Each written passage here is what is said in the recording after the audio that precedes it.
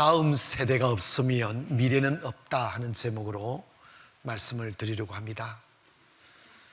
우리나라는 재작년 2017년도에 이미 고령사회에 진입했습니다. 그 고령사회가 되어버리면 생산 연령이 줄어들게 되고 생산 인구의 0.1%가 줄어들면 우리나라 GDP가 0.3%가 줄어든답니다. 그런데 통계에 의하면 2011년 후인 2030년도에 가면 우리나라 인구의 생산 인구가 10%가 감소한다고 합니다. 그러면 우리나라 GDP가 30% 감소한다는 거예요. 이건 정말 기가 막힌 이야기예요. 그렇게 되면 우리나라의 경제가 몰락하게 되고 나라 사회 모든 구조가 깨어지게 된다는 겁니다. 교육부 자료에 의하면 우리나라 초중고 학생들이 수를 통계낸 게 있는데 2009년도에는 803만 1963명이었는데 2013년도에 보니까 718만 7384명이라는 거예요.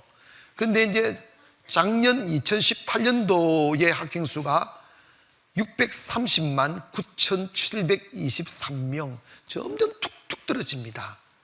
그리고 앞으로 11년 후 2030년으로 가면 지금 학생 수가 225만으로 툭 떨어진다는 거예요. 그렇게 되면 대학도 문 닫는 게 학교, 중학교, 고등학교. 더 큰 문제가 지금 우리 교회 선생님들이 실직할 가능성이 많아요. 그렇게 될 때 이게 사회적인 구조와 경제 상황이 몰락하게 된다는 거예요. 도대체 이게 사회 구성이 안 된다는 거예요. 그런데 문제가 있습니다. 지금 우리는 기름진 빵을 먹고 너무 이 오르막을 긋고 있다가 갑자기 이렇게 그냥 몰락하게 되면 사람들이 그 적응을 못 한다는 거예요. 기름진 빵을 먹고 미끄러지듯 좋은 도로 위로 자동차를 타고 다니던 사람들이 그냥 거리에서 쓰레기를 주워야 되고 이 높은 고층 아파트에 전기가 나가버리면 이게 어떡하겠어? 물도 안 나온다? 그런 날이 있을 수 있다는 거예요.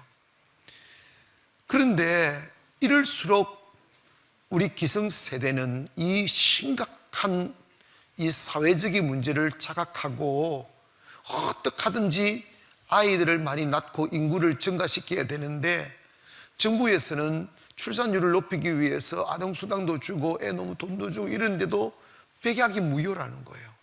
아이들이 점점 출생률이 낮다는 거예요.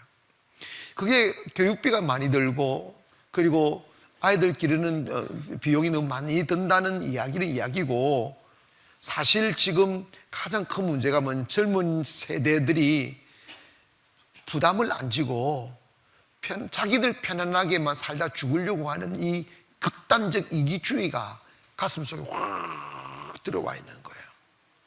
뭐 한다고 살면서 애 키우고 막 돈 벌어서 애 교육한다고 다 쏟느냐는 거예요. 그런데 이런 말도 안 되는 이 더러운 생각들이 요즘 젊은이들에게 파고들고 여러분 봐봐요. 그 우리나라는 노는 공화국이 되는지 대체율이 뭐냐 이 말이지. 그냥 일하지. 아니 오늘이 5월 5일 걸리면 그냥 지나가면 되잖아. 뭐 안다고 월요일날 또 놀게 만들었냐 말이야. 이 어려운데 80만 명이 놀러 갔다는데 외국으로 갔단다. 지금 교회 빠진 거 봐라. 지금 11시 예배는 서서 예배되는데 지금 의자가 몇 개 남았다니까. 이거 다 놀러간 족속이라니까요. 여러분 지금 우리나라 흥청망청할 때가 아니에요. 그리고 정치인들은 표 얻으려고 막 나라 빚내가지고 노는 사람한테 돈 준다? 청년한테 돈 주고 애들한테 돈 주고 그거 주는 거 좋다 이 말이야. 근데 도덕적 해이가 생기면 안 되는 거지. 이런 거 아니겠어요? 집안이 빚졌으면 온 집안이 미래를 위해 허리띠를 졸라매고 땀을 흘리고 일을 하고 돈을 벌고 해서 빚을 갚으려 해야지. 아버지가 정신없이 애들 우리 괜찮아 하면서 여기저기 막 빚 끌어당겨서 그냥 논리되면 그 아버지 죽고 난 뒤에 아들이 그 집 고스란히 빚을 감당해야 되며 거지 정말 비참하게 바뀌잖아. 지금 우리 나라 꼴이 지금 그렇게 걸어가고 있어요. 이 정신 차려야 됩니다. 그래서 여러분, 정부가 공짜 돈 주는 거 그거 좋아하면 안 돼요. 그거 거부해야 돼요. 우리나라 그 부자 아닙니다. 지금 빚이 얼마나, 가게당 5천만 원 말이 됐냐 이 말이야 이게. 그런데 무슨 공짜 돈입니까 지금.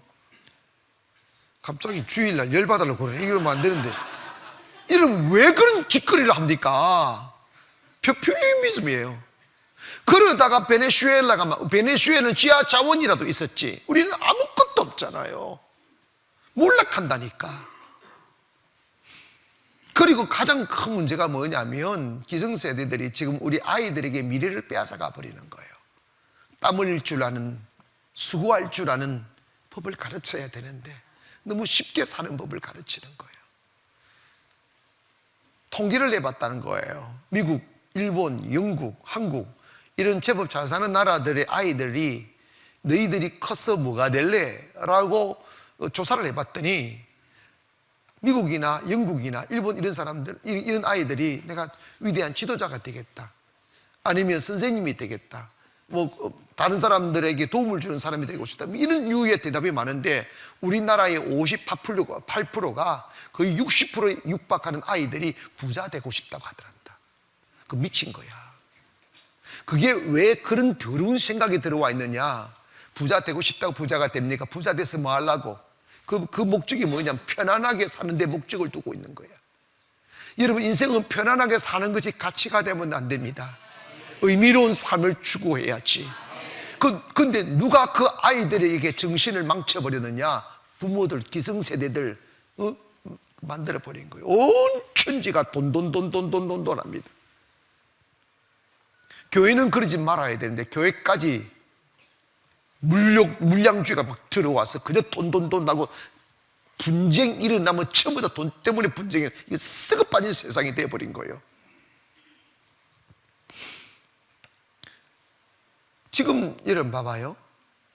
이 사회의 길이 되고 빛이 되고 가치가 될 수 있는 그 잣대가 교회가 되어야 되는데, 다음 세대를 꿈꾸려면 교회 안에 젊은이들이 바글바글 해야 돼요.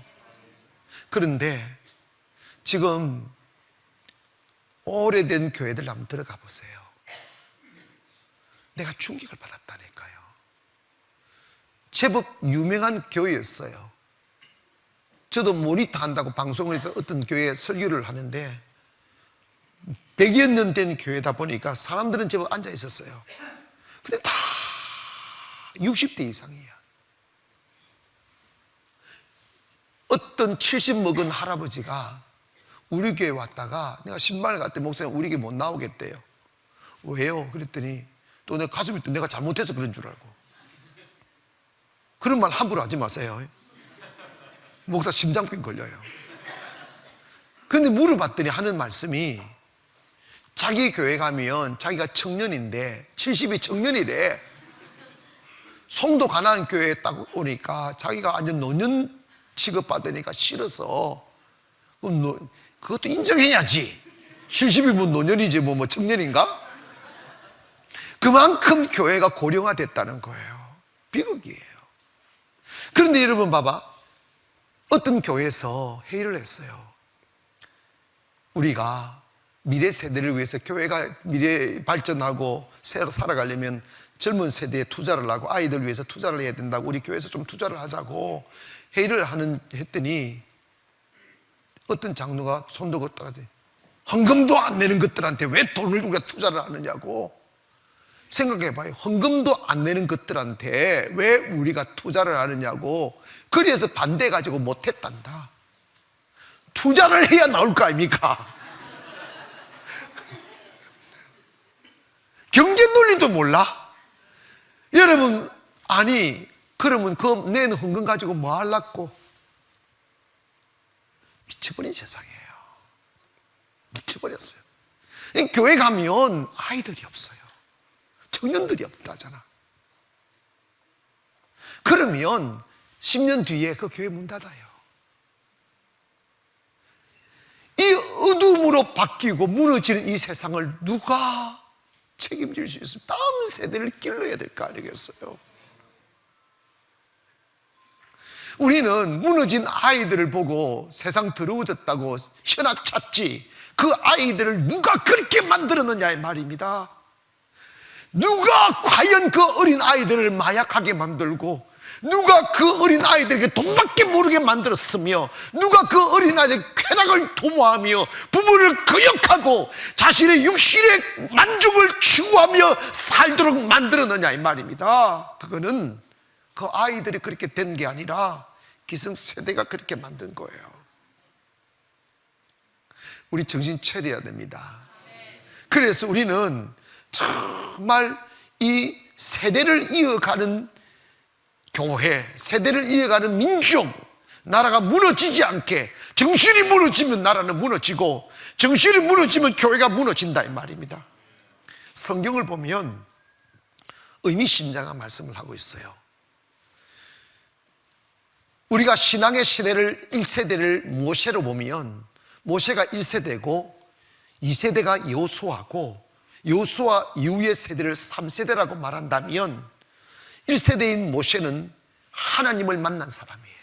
하나님에 의하여 철저히 영성훈련을 받고 준비된 그릇 되어 그 홀로 애굽으로 들어가 애굽의 어둠의 권세 아래 억압당하는 민족을 하나님의 능력으로 끄집어내어 과연 하나님이 함께 하시는 그 능력으로 광야길을 걷게 하셔 하사 하나님을 알게 했던 위대한 지도자가 모세였다면, 모세가 죽은 뒤에 그 모세의 뒤를 이었던 사람이 누구냐면 공부 많이 했거나 외국 유학했거나 아니면 권력의 자리에 있었던 사람이 아니고 모세의 시종, 눈의 아들 모세의 시종 여호수아를 2세대 지도자로 만드는 거예요. 왜 그러느냐? 그는 모세의 몸종이었다 보니까 모세를 섬기며 발을 씻어드리고 옷을 입혀드리고 음식을 차려드리고 하면서 모세가 살아온 삶을 가까이서 받고 모세의 영성을 이어받은 거예요. 아멘. 하나님의 사람은 하나님의 영성을 잡은 사람이야. 하나님이 함께하는 사람, 학벌이나 세상 경험이나 돈이나 배경이 아니라 그리스도인의 배경은 하나님이 함께하는 거예요. 아멘.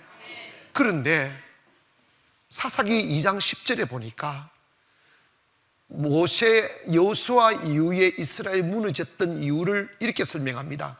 그 세대의 사람도 다 그 조상들에게로 돌아갔고, 선두들이 하나님 돌아갔다는 그 후에 일어난 다른 세대는 여호와를 알지 못하여 여호와께서 이스라엘을 위하여 행하신 일도 알지 못하였더라. 그랬어. 하나님을 알지 못하는 세대가 일어나면 민족은 망하는 거예요. 제가 신학교 다닐 때 중영교회, 영락교회 우상이었어요. 응?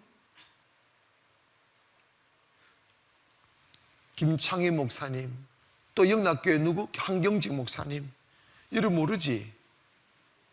그분들은 피를 토하며 강단 앞에 통을 숨겨두고 폐병이 걸리다 보니까 피를 토하면 앉아서 피를 토하다가 일어나 설교하고 하나님의 도움 없이는 하루도 살 수가 없는 그 몸이기에 매일 기도하고 하나님의 손길만 기다리며 살았더니 거대한 교회를 일으키고 수많은 영향력을 끼쳤는데 그 교회 건물 그대로 있고 그때 다녔던 사람들은 그대로 있는데 그분들 이후에 그분들이 영성을 이은 지도자가 없다 보니까 영향력이 떠나가는 거야.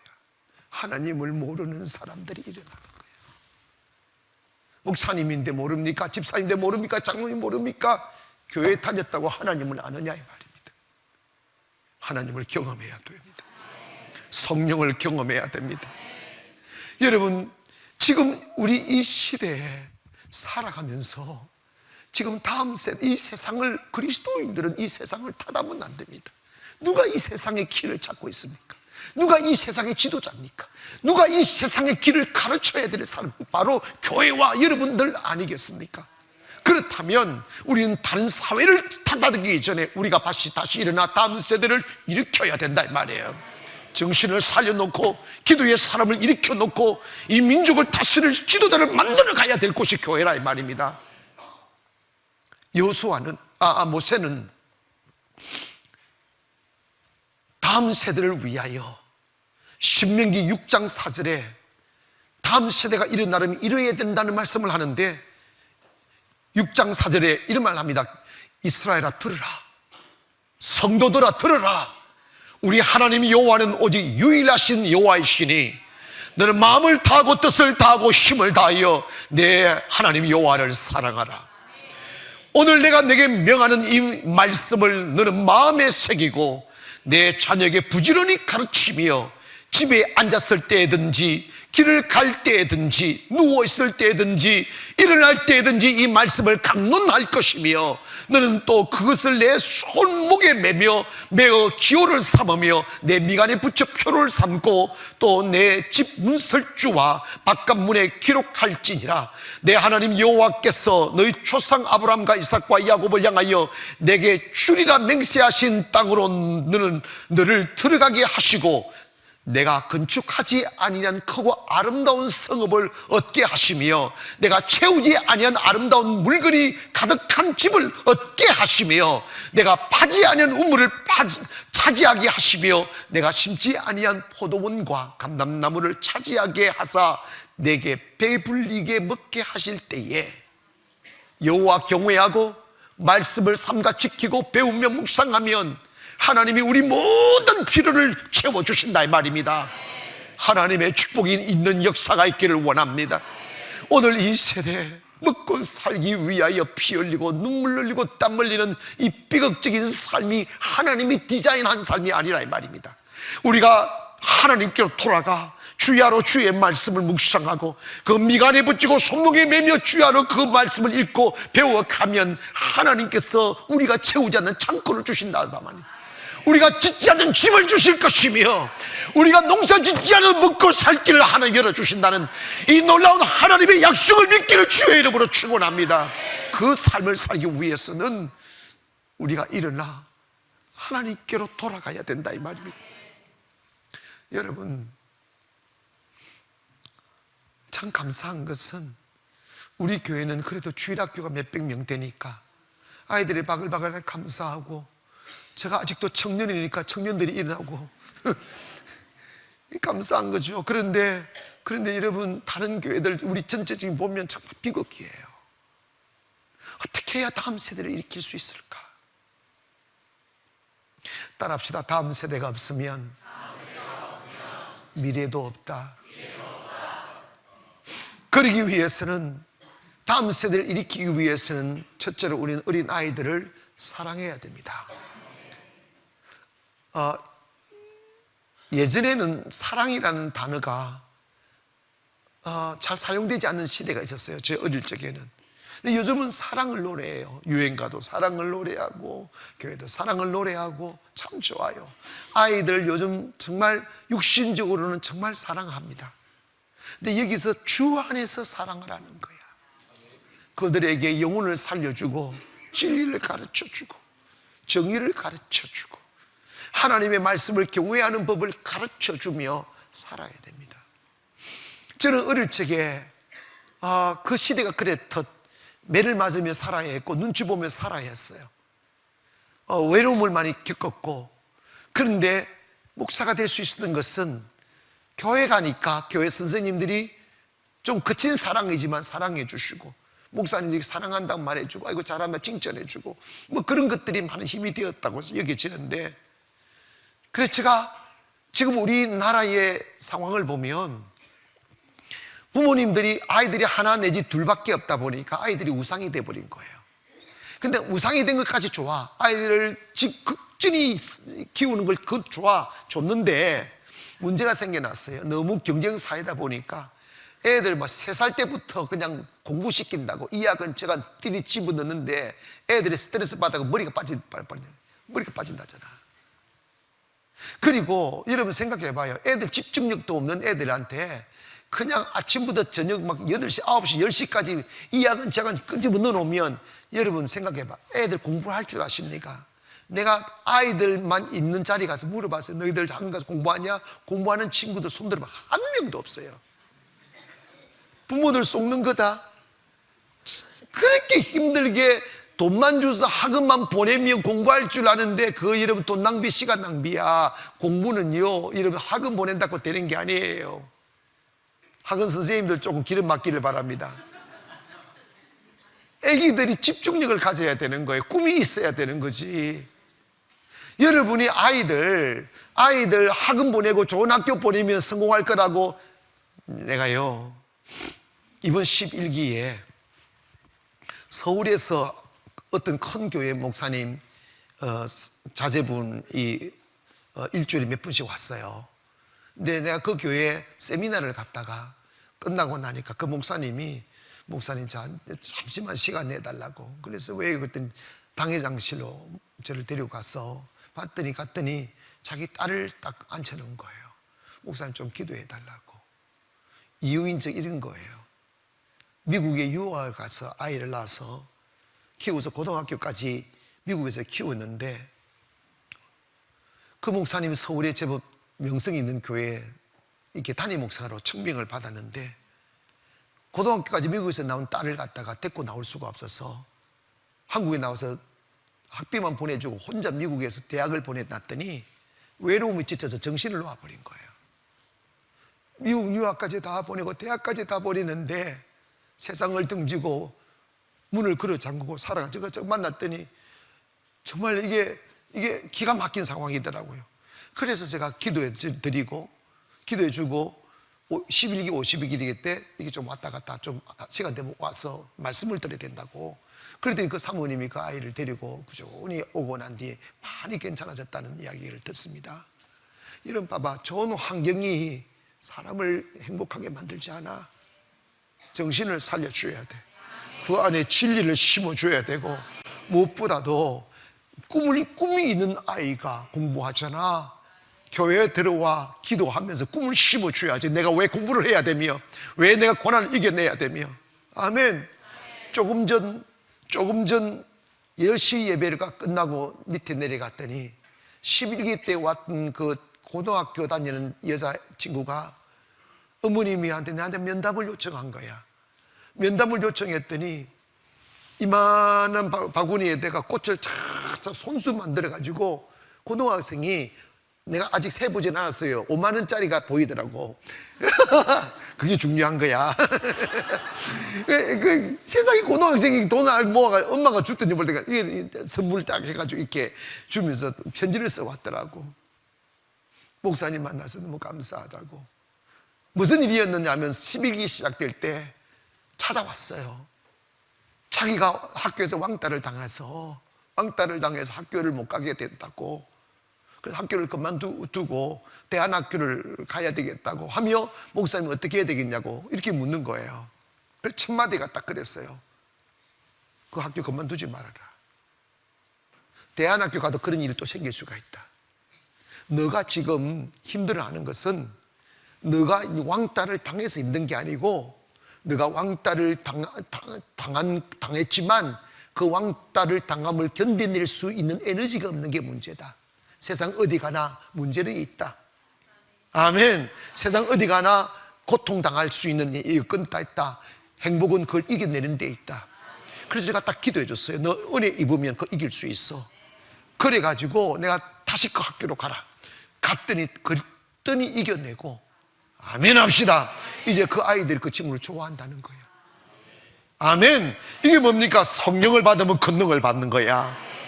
어려움을 이겨내고 부담감을 이겨내고 무게를 이겨낼 수 있는 에너지가 들어오면 되는 거지. 사랑하는 여러분이요, 자식을 연약하게 키우지 말기를 바랍니다. 특별히 그렇게 학원을 보내면서도 주일날 공부하라고 교회 안 데리고 오고 학원 보내는 어머님이 있으면 머리를 깎아버리죠. 그거 정신 나간 짓이야. 공부 안 합니다. 아이들에게 믿음의 정신을 심어줘야지. 하나님의 말씀을 그 안에 심어줘야 그것이 살아가야 될 이유라 이 말입니다. 아멘.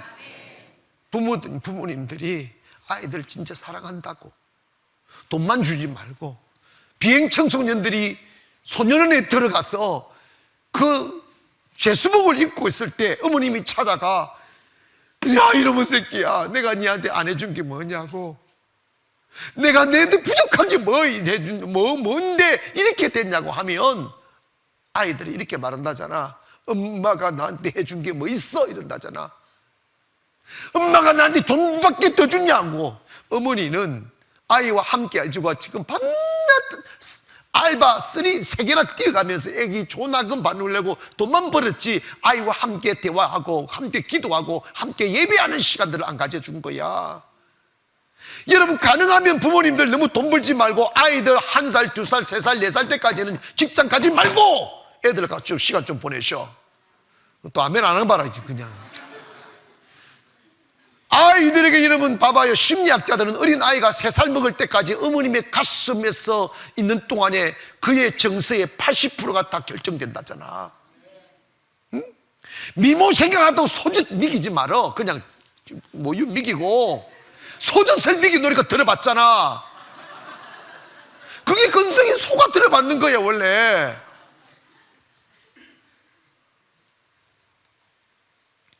모유를 먹인 아이들이 훨씬 더 건강하고, 그 다음에 모유를 먹인 어머니가 더 건강하다니까. 나는요 우리 어머님이 아직도 살아계셔요. 나 불평하는 건 아니야. 우리 어머님이요 자식을 9명을 낳았어요. 그 시골에서. 나는 일찍 돌아가실 줄 알았어요. 우리 아버님은 벌써 돌아가셨는데 우리 어머니 지금도 살아계셔. 다 저만 빼고 다 모유를 먹였어요. 저는 하도 고생해가 나는 소젖을 먹어가지고 들어봤는지 모르지만 여러분, 이게 건강한다니까.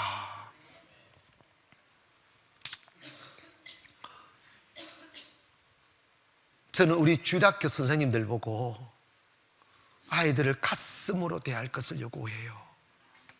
학원에서 못해주는 그 사랑, 학교에서 못해주는 그 사랑을 교회에 와서, 우리 교회 선생님들이 초엘리트들이잖아. 엘리트들인데 그 주일학교가 우리는 교회가 유명하잖아요. 유명한 이유가 뭐냐 하면 선생님들이 좋아서 그런 거야. 선생님들이 첫째로 이쁜 선생님들만 뽑았어. 애들도 요즘 이쁜 걸 좋아하더라고. 참 미안해. 이쁜 선생님들 좋아하고, 그 다음에 다 50일에 기적 넣어가지고 성령 다 받게 만들었어요. 성령 딱 받으니까 사명감 생기잖아. 그러니까 아이들을 사명으로 안 간 거예요. 그래가지고 정말 신기한 현상이 일어나는 게, 부모들은 교회를 안 다니면서 우리 교회 아이들 내려놓고 저거들 바깥에 돌다가 애들 마치면 또 데리고 가는 그런 또라이들이 있다. 와, 보면 어떻게 하냐고. 자기는 나는 지옥 가도 되니까 니네 천국 가라 이런 마음인지 모르지만, 여러분 같이 들어와야지. 여러분, 그래서 선생님들 보고 가슴으로 아이들을 사랑하라고 시간 날 때마다 이야기합니다. 그러면 그 아이들, 사랑을 먹고 자란 아이들은 성인이 되면 위대한 사람 됩니다. 아멘. 그러므로 여러분, 가정에서도 돈만 주지 말고 주님의 사랑으로 사랑하고, 교회에서 그 아이들을 사랑하기를 주의 이름으로 축원하고, 두 번째로 주님께서 이 어린이 주일에 어른들 보고 어린 아이를 본받아라고 그랬어요. 기분 좀 나쁘죠? 옆에 분들 인사합시다. 아이들을 본받읍시다. 마태복음 18장 2절에 보니까 예수께서 한 어린 아이를 불러 그들 가운데 세우시고 샘플로 세우셨다 이 말이에요. 이르시되 진실로 너희에게 이르노니 너희가 돌이켜 어린 아이들과 같이 되지 아니하면 결단코 천국에 들어가지 못한다. 이게 뭡니까? 아이들 본받아라 이 말이야. 아이들과 같이 안 되면 천국 못 간다 이 말이야. 이게 얼마나 무서운 이야기입니까? 우리 천국 못 가면 어떡하겠어? 지옥 갈래? 근데 천국 가려면 아이처럼 되라 이 말이야. 그 아이들이 뭐냐면, 그러므로 누구든지 이 어린아이와 같이 자기를 낮추는 사람이 천국에서 큰 자니라. 또 누구든지 내 이름으로 이런 어린 아이 하나를 영접하면 곧 나를 영접합니다 그랬어. 예수님이 아이들을 극진하게 생각한 거야. 왜 아이들을 사랑하고 존중했느냐? 아이들은 자기를 낮춘다는 거야. 겸손. 그런데 여러분, 나라마다 문화는 다르지만 우리나라가 버려야 될 문화 하나가 있어요. 그게 뭐 밥그릇 자랑하는 거야. 조금만 뭐라고 하면 니 몇 살이야 이거 따집니다. 니 몇 살이야? 그 자기보다 10살 지금, 야, 내가 니보다 밥을 10,000그릇을 더 먹었다, 이거 자랑한다. 이런 밥 많이 먹은 게 자랑입니까? 뭐가 자랑할 게 없어 밥 먹는 걸 자랑합니까? 그리고 나이 2살만 많아도 친구, 야, 내 피레미하고 친구 안 한다 이럽니다. 그것도 나이 밥그릇 자랑하는 거야. 여러분, 젊은 사람이 친구 대해주는 걸 영광으로 알아야지. 아멘. 지금 여러분도 지금 이상한 사상이 들어가 있는 거예요. 지금 아멘을 적게 하는 사람들은 이게 밥그릇 자랑하는 이 이상한 약간, 군대에서야 짬밥 자랑하지. 여러분, 군대에서는 여러분 사제인간이라고 그럽니다. 우리 사제인간들은 밥그릇 자랑하면 안 돼. 연세가 많아질수록 마음이 겸손하고 낮아져야 돼. 순수해져야 된다 이 말이야. 아멘. 여러분, 제가 목회하면서 주님이 오셔도 풀 수 없는 문제가 있다는 걸 알았어요. 그게 뭐냐면 고부간의 갈등입니다. 이 고부간의 갈등은 주님도 해결 못 하겠더라고. 그 묘한 게 있어요. 정말 묘한 게 있어요.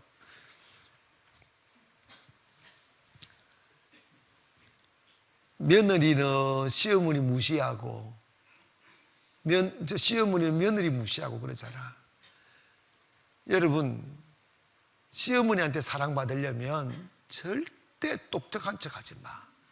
멍청한 척 하세요. 시어머니는요, 절대로 똑똑한 며느리 안 좋아해. 자기보다 잘난 며느리 안 좋아해. 그러니까 요즘 인터넷 딱 치면 핸드폰 된장국 어떻게 끓이는 법 쫙 나오잖아. 근데도 불구하고 아무것도 모르는 척하고 어머니 된장국 어떻게 끓이냐고 물어보세요. 그러면 자다가도 일어나 가르쳐줘. 어? 그리고 된장을 몇 숟가락 넣어봐야 되느냐고. 와, 어머니 내가 지금 제가 좀 이렇게 이렇게 팔풀이처럼 모자라가지고 맛을 잘 못 보는데 어머니 한 맛 좀 봐달라고. 된장국 맛보는 게 뭐가 대단합니까? 그런데 어머니 맛 좀 봐달라 이러면 갑자기 좋아가지고 막 그때부터 아이고 아가 이런다. 2년 전에 하다가 여러분, 이게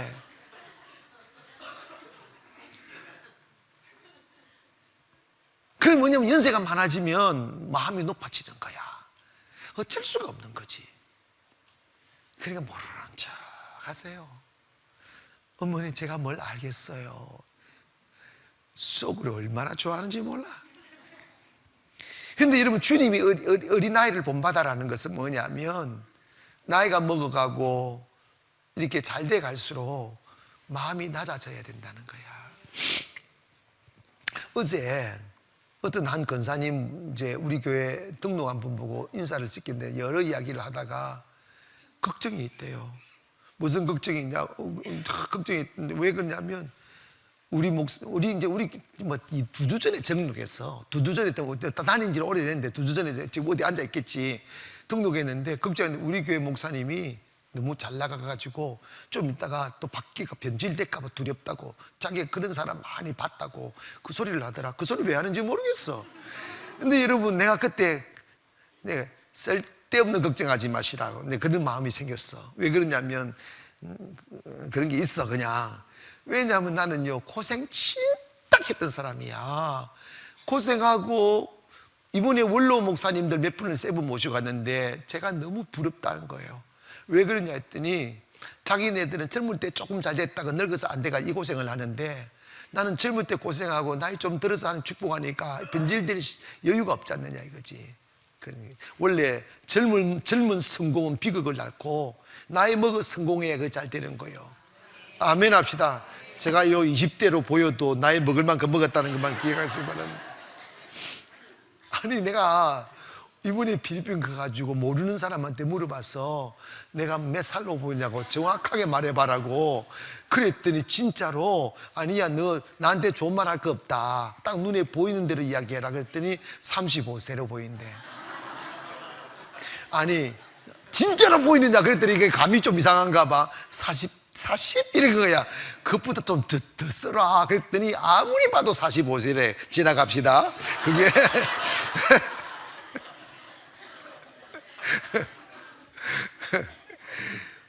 여러분, 나이를 먹어가면서 교만해지면 안 돼. 근데 여러분, 단련을 받고 연단을 받은 사람은 갈수록 잘 될수록 낮아지고 잘 될수록 이게 내게 아니라는 걸 알게 됩니다. 하나님의 것이잖아. 여러분, 우리 아이들처럼 점점 더 낮아지는 걸 좋아하기를 바랍니다. 이렇게 젊은 사람들과 손잡아주고 놀아주고.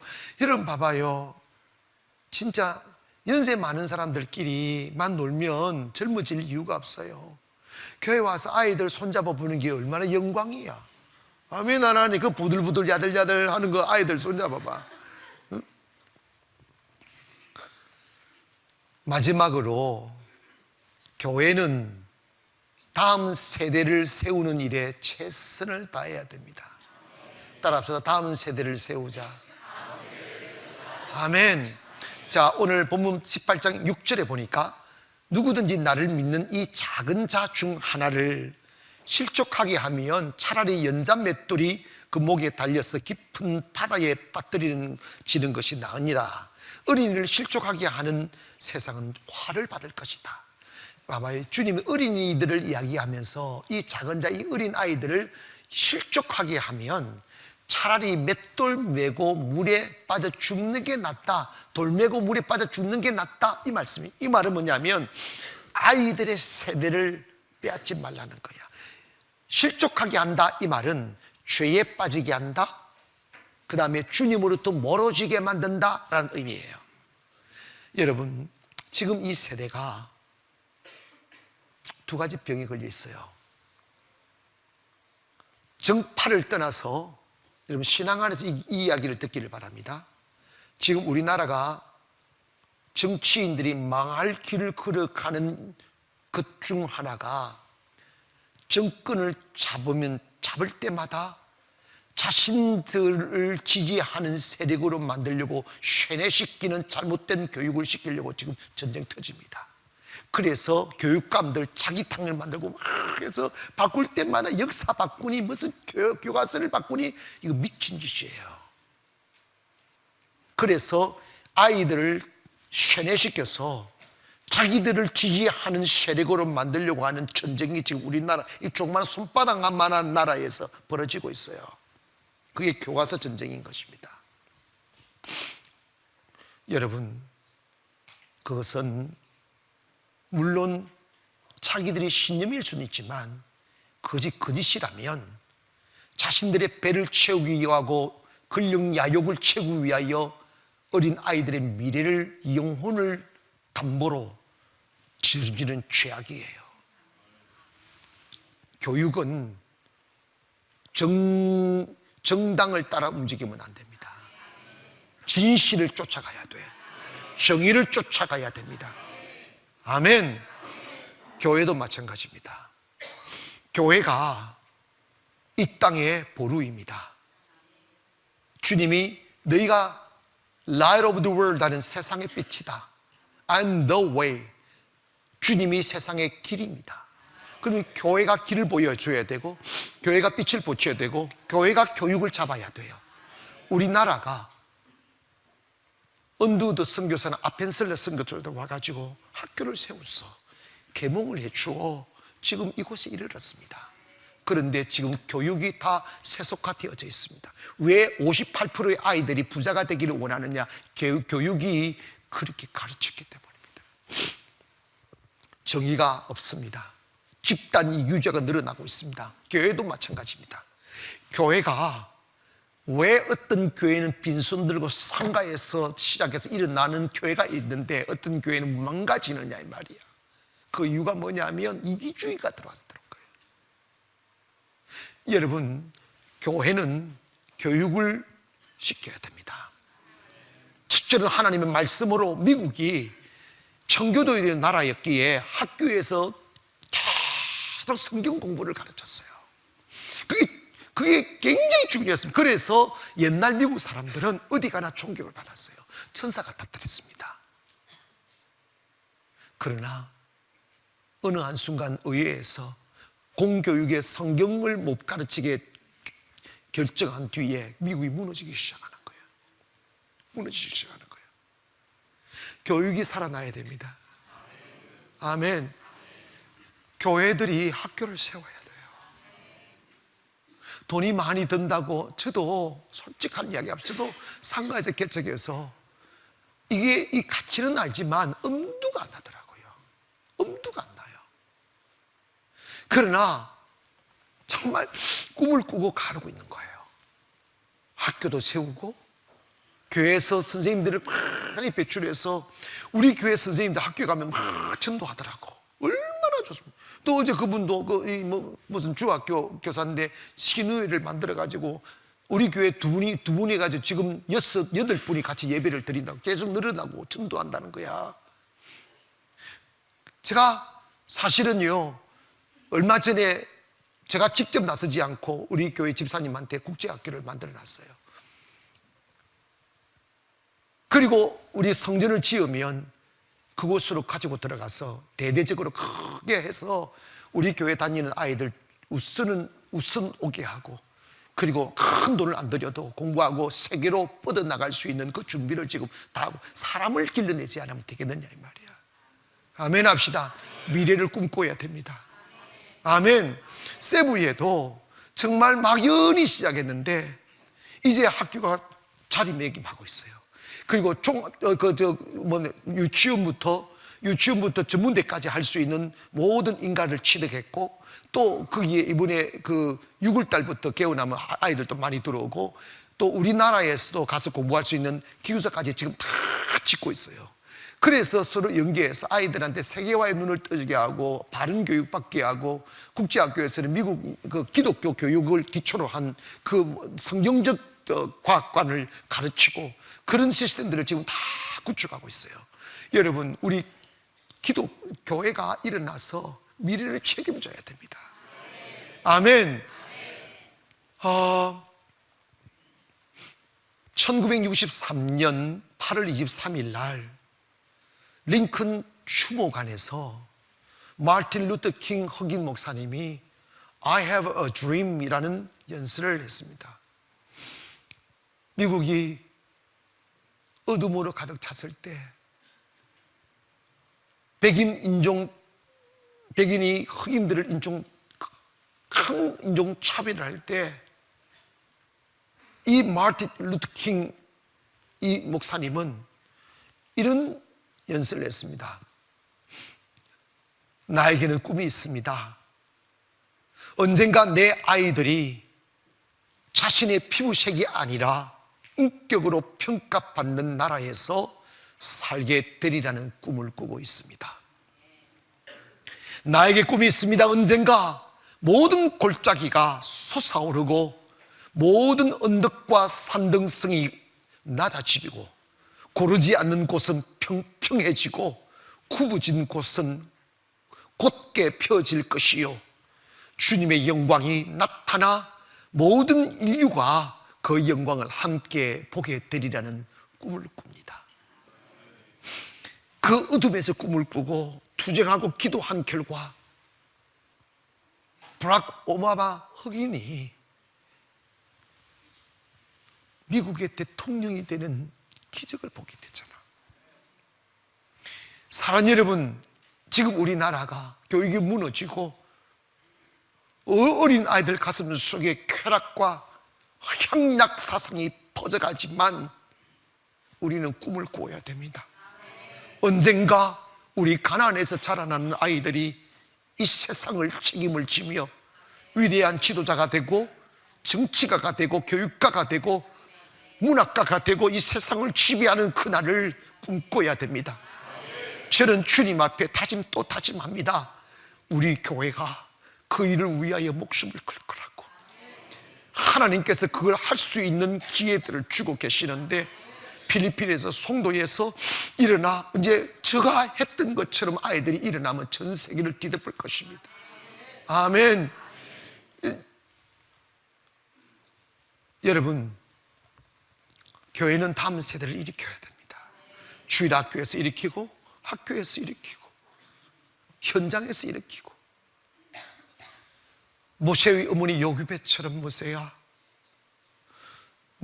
너는 애굽의 왕실에서 자라나 왕궁의 음식을 먹으며 비단 옷을 입고 있는 여인네들의 수종을 받으며 살아가는 배부름에 만족하지 말아라. 너는 애굽의 사람이 아니라 너는 히브리인의 자녀이다. 너는 언젠가 성인이 되면 너의 기름진 음식과 이 편안한 삶을 버리고 광야로 뛰어들어 너 민중과 함께 눈물을 흘리며 너 민중과 함께 싸워야 되는 그날이 올 것이다 라고 하는 정의를 가르치며 사명을 가르치는 어머니들이 일어나야 됩니다. 여러분, 오늘 우리 대한민국이 정치인들의 손에 달려 있지 않습니다. 오늘 대한민국이 바로 저와 여러분의 손에 달렸음을 믿기를 원합니다. 그리고 저는 꿈을 꿉니다. 우리 교회에서 자라는 어린아이들 몇백 명의 아이들이 있습니다. 그리고 저쪽으로 흘러가면 몇천 명의 아이들이 일어날 것입니다. 그 아이들에게 준비된 아이들의 기회를 줄 것입니다. 공부하고 훈련하고 해서 하나님의 놀라운 은혜 입은 자 되어 이 땅을 다스리고 민족을 다스리고 나라를 세우는 그러한 지도자들이 일어날 것을 꿈꾸시기를 원합니다. 주님, 나에게도 꿈이 있습니다. 우리 아이들이 자라나 이 세상을 아름답게 만들 그날을 꿈꾸고 있습니다. 기도하겠습니다.